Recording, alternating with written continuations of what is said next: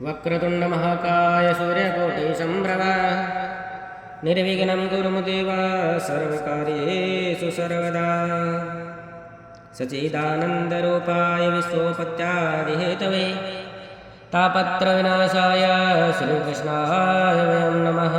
कृष्णाय वासुदेवाय हरे परमात्मने प्रणतक्लेशनाशाय गोविन्दाय नमो नमः। बोलिए विष्णु भगवान की जय। कार्तिक माहात्म्य अध्याय चौथा। नारद जी बोले, ऐसा कहकर विष्णु भगवान मछली रूप धारण कर कश्यप की अंजलि में प्राप्त हुए। उस मछली पर दया करके मुनि ने उसे कमंडल में डाल लिया। जब वह उसमें न समाई तब कुएं में डाला, कुएं से तालाब में, तालाब से समुद्र में डाली गई। तब मत्स्य रूप धारी भगवान शंकासुर को मारते हुए और अपने हाथ में दबाकर बद्रीवन को गए और वहां सब ऋषियों को बुलाकर भगवान बोले कि जल के भीतर वेद निमग्न हो गए हैं, तुम उन्हें ढूंढो और शीघ्रतापूर्वक जल में से निकाल कर रहस्य समेत ले आओ। जब तक मैं सब देवताओं समेत प्रयाग में निवास करूंगा। नारद जी बोले, तब तपोवली उन मुनियों ने बीज और यज्ञ मंत्रों सहित वेदों का उद्धार किया। उन ऋषियों में से जिसने जो निकाला वह भाग उसी ऋषि के नाम से प्रसिद्ध हुआ। पीछे सब मुनि मिलकर प्रयागराज को गए और प्राप्त हुए वेद ब्रह्मा सहित विष्णु भगवान को अर्पण किए। संपूर्ण वेदों को पाकर ब्रह्मा जी ने प्रसन्न हो देव और ऋषियों सहित अश्वमेघ यज्ञ किया। यज्ञ के अंत में देवता गंधर्व यज्ञ पंचांग पृथ्वी पर दंडवत कर प्रार्थना करने लगे। देवता बोले, हे देवाधिदेव, हमारी विज्ञापत्ति स्मरण करो। यह हमारी प्रसन्नता का स्थान है, इसे तुम वरदान दो। हे रमापते, इन ब्रह्मा जी ने इस स्थान में नष्ट हुए वेद फिर पाए और हमने यज्ञ के भाग प्राप्त किए। इसलिए आपके प्रसाद से यह स्थान पृथ्वी में अत्यंत श्रेष्ठ हो और पुण्य देने वाला हो, और यह महीना भी ब्रह्म हत्या आदि को दूर कर अक्षय फल देने वाला हो। विष्णु भगवान बोले, हे देवताओं, जो बात तुमने कही है यही मुझे भी अभिष्ट है, जो ऐसा ही होगा। यह ब्रह्म क्षेम नाम से सबको सुलभ होगा। सूर्यवंशी राजा भागीरथ यहाँ गंगा जी को लावेंगे और इस जगह पर सूर्य की पुत्री यमुना जी का संगम होगा। जो पुरुष अपने पितृश्वरों को यहाँ श्राद्ध करेंगे, उनके पितृगण मेरे स्वरूप को धारण करेंगे। मकर संक्रांति माघ मास में प्रातः काल स्नान करने से उनके दर्शन मात्र से ही संपूर्ण पाप ऐसे नष्ट हो जाते हैं, जिससे सूर्य से अंधेरे का नाश हो जाता है। और उनको मैं सालोक्य, समीप्य और सारूप्य, इन तीनों का प्रकार की मुक्ति कर्म से देता हूँ। हे मुनीश्वरों, मैं सर्वज्ञ रूप से बद्रीश्वर में सदैव निवास करता हूँ। जो फल और स्थान 100 वर्ष में मिलता है वह तुमको वहाँ एक दिन में ही प्राप्त हो जाएगा। उस स्थान के दर्शन करने वाले मनुष्य जीवन मुक्त हो जाते हैं। सूत जी बोले, विष्णु देवताओं से ऐसे कहकर ब्रह्मा जी सहित वहीं अंतर ध्यान हो गए और इंद्रादिक देवता भी अंशों से यहाँ रहकर अंतर ध्यान हो गए। जो मनुष्य शुद्ध चित्त से इस पवित्र कथा को सुनते हैं, उनको प्रयागराज और बद्री वन में जाने का फल मिलता है। 5वां अध्याय। पृथु बोले, हे मुनि, तुमने कार्तिक का महाफल वर्णन किया है, अब महीनों के स्नान की विधि और नियम कहिए। नारद जी बोले, हे राजन, तुम विष्णु के अंश से उत्पन्न हुए हो, तुमसे कोई बात छिपी नहीं है। तथापि मैं नियमों का वर्णन करता हूँ। आश्विन मास में शुक्ल पक्ष की एकादशी से सावधान होकर कार्तिक के व्रतों को प्रारंभ करें।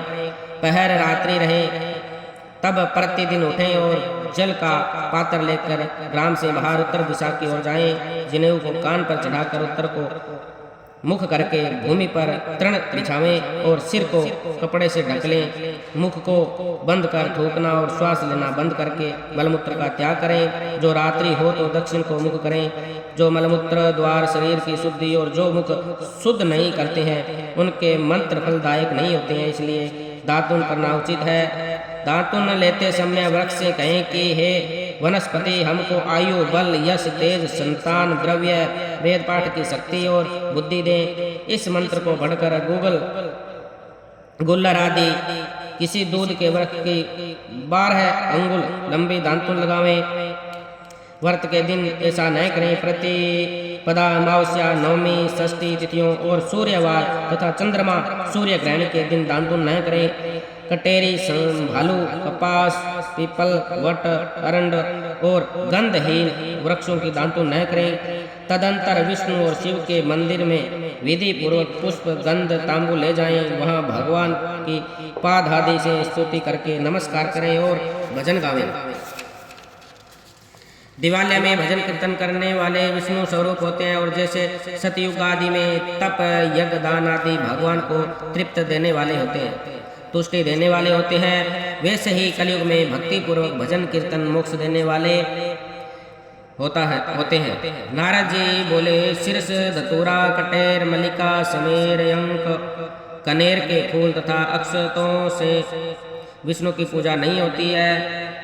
जयकुंद, शिरस, चमेली, मालती, केतकी आदि फूलों से सूर्य की पूजा लक्ष्मी के चाहने वालों को करनी उचित नहीं है। यह योग्य विधि से ही देवताओं की पूजा करके भगवान से क्षमा प्रार्थना करें कि हे सुरेश्वर, मैंने मंत्रहीन भक्ति की है और क्रियाहीन पूजन किया है, वह परिपूर्ण हो।